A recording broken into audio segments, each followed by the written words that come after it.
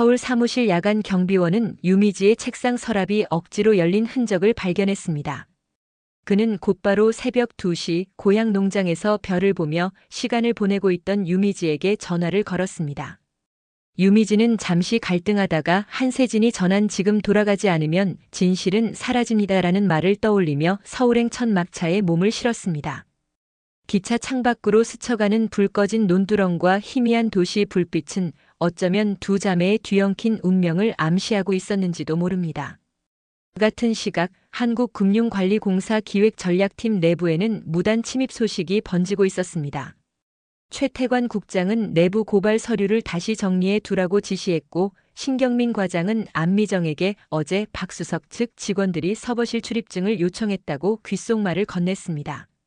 황윤호 대리는 백업을 시도했지만 이미 일부 파일은 손상돼 복구가 불가능한 상태였습니다. 남아있는 폴더 이름 하나, 프로젝트 HUSH라는 문구가 깊은 의문을 남기고 있었습니다. 이호수는 퇴근길에 유미지에게 전화를 걸어 오늘은 자신도 숨기고 있던 이야기를 하고 싶다고 전했습니다.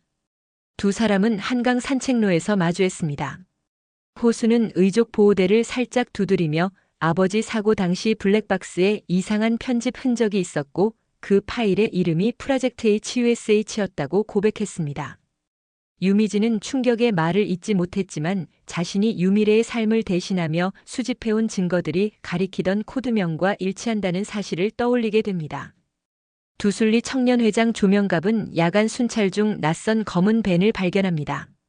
밴 안에는 박수석의 부하로 보이는 남성들이 드론을 띄우고 농장 창고를 조사하고 있었습니다. 013은 곧바로 한세진에게 연락했고 세진은 유미래에게 창고 문서를 다른 곳으로 옮기자고 조언했습니다. 그 문서들 속에는 박수석이 과거 운영하던 비자금 농약 유통 기록과 은폐된 토지 매입 계약서가 숨겨져 있었습니다.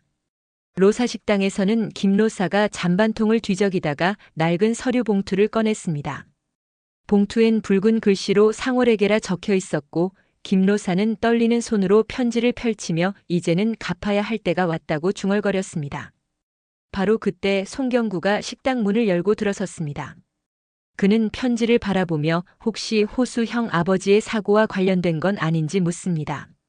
김로사는 고개를 떨군 채 그 사고와 아이들 다친 다리까지 모두 상월이 막으려 했지만 늦었다고 조용히 털어놓았습니다. 서울역 대합실에서 유미지와 유미래는 89일 만에 마주했습니다. 유미지는 바꾼 자리를 이제는 우리가 돌려놓아야 한다고 말했고 유미래는 그것만으로는 부족하다며 진실을 드러내야 한다고 말하며 두 손을 맞잡았습니다. 그 순간 급히 공항을 통해 돌아온 이호수가 달려와 세 사람 모두 같은 편이 되었음을 밝히고 작전명 미지의 진실을 시작하자고 선언했습니다. 유미지는 도청을 피해 강월순이 예전에 사용하던 낡은 공중전화 박스를 사용해 팀원들에게 연락을 돌렸습니다. 그녀는 각자의 역할을 암호명으로 정하며 작전을 개시했습니다. 유미래는 IT 담당 김태희에게 접근해 야근을 자청했습니다. 태희는 그녀의 진심을 느끼고 임시관리자 계정을 넘겨주었습니다. 그 사이 안미정은 유미래의 모니터에 떠있는 파일명을 보고 의심을 품었지만 여자가 이렇게까지 용감할 수 있을까라는 생각에 스스로 고개를 저었습니다. 세진은 농장으로 돌아가 괴짝 속 USB를 찾고 있었고 013은 드론에 찍힌 침입자의 얼굴을 프린트에 건넸습니다. 사진 속 인물은 박수석의 최측근이자 전직 형사였던 윤 실장이었습니다. 유미지는 그 사진을 들고 이호수에게 달려갔고 두 사람은 사진 속 인물이 바로 사고 조서를 담당했던 경찰관과 동일 인물임을 확인했습니다. 모든 퍼즐 조각이 맞춰지자 유미래는 다음 날 오전 11시 국회 출입 기자단 회견장에서 자료를 공개하자고 제안했습니다. 회견이 열리기 직전 회견장에 비상벨이 울렸습니다.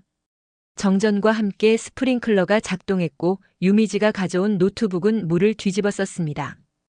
유미지는 침착하게 백업 USB를 꺼냈지만 윤 실장이 뒤에서 그것을 낚아채려 했습니다.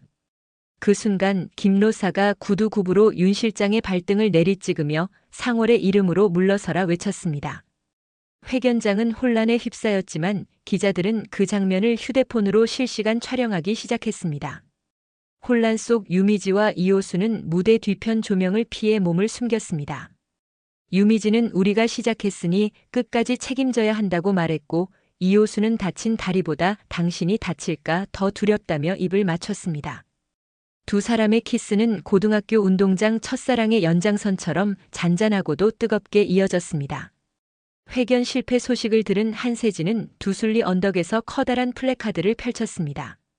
그 플래카드엔 우리는 진실을 포기하지 않습니다라는 문구가 적혀 있었습니다. 유미래는 그 옆에 서서 서울로 돌아가 다시 싸우겠다고 말했습니다. 유미지는 손목시계를 벗어 유미래의 손목에 채워주며 이번엔 너의 시간이 먼저 흘러야 한다고 속삭였습니다. 두 자매는 서로를 끌어안고 조용히 눈물을 흘렸습니다. 에필로그 장면에서는 박수석이 해외로 도피하려다 공항 보안 검색대 앞에서 멈춰선 모습이 비춰졌습니다. 전광판 뉴스 자막에는 프로젝트 HUSH 내부 폭로 실패 그러나 SNS로 빠르게 확산이라는 속보가 올라와 있었습니다. 박수석은 핸드폰을 내려다보며 저들이 끝까지 자신을 쫓겠다는 뜻임을 느끼며 중얼거렸습니다. 서울로 올라온 미지와 미래가 크게 싸우는 사건이 발생하며 이호수와 유미지의 연애도 진행되는 다음화를 기대하는 미지의 서울이었습니다.